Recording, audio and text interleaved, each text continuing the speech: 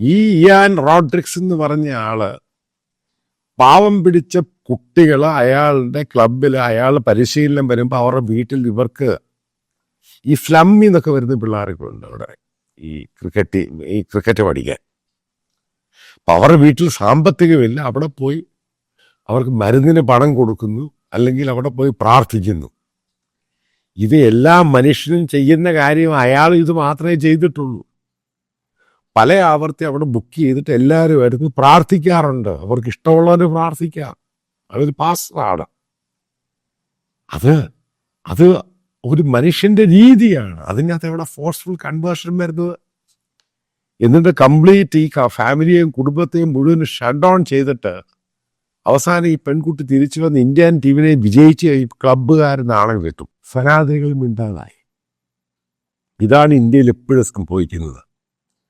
അതായത് ആൾക്കാർ അവരുടെ പള്ളിയും അവരുടെ കമ്മ്യൂണിറ്റിയെ എല്ലാം കൂടെ ചവിട്ടി അടിച്ച് ബഹളം ഉണ്ടാക്കി പോലീസിനെ വെച്ച് വിളിച്ച് തിരിച്ചവർ അറ്റാക്ക് തുടങ്ങി കഴിഞ്ഞപ്പോഴാണ് അറ്റാക്കിനേക്കാളും ശരിക്കും പ്രതിരോധിക്കാൻ ശ്രമിച്ചു കഴിഞ്ഞപ്പോൾ മീനവന്മാർ വീണ്ടാണ്. ഇത്രയേ ഉള്ളൂ ഇവന്മാര്, ഇത്രയേ ഉള്ളൂ എന്ന് ഞാൻ നേരത്തെ പല വീഡിയോയിൽ പറഞ്ഞിട്ടുണ്ട്. കാരണം നിങ്ങളിപ്പോൾ 1 2 ത്രെട്ട് കൊണ്ടോ പേടിപ്പിച്ചുകൊണ്ടൊന്നും ആരും പിന്മാറത്തില്ല.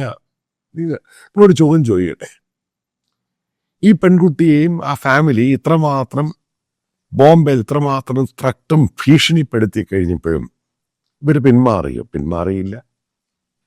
ഇപ്പം ഈ പറയുന്ന പല ആൾക്കാരുടെ ധാരണയുണ്ട്, ഒരു ഇഷ്യൂ വന്നു കഴിഞ്ഞാൽ ഇതേപോലെയുള്ള ഫോഴ്സ്ഫുൾ ആയിട്ടുള്ള പോലീസിനെ ഇതേപോലെ മറ്റുള്ള ഫോഴ്സിനെയൊക്കെ ഉപയോഗിച്ച് ഭീഷണിപ്പെടുത്തി കഴിഞ്ഞാൽ പിന്മാറും എന്നുള്ള ധാരണയാണ്.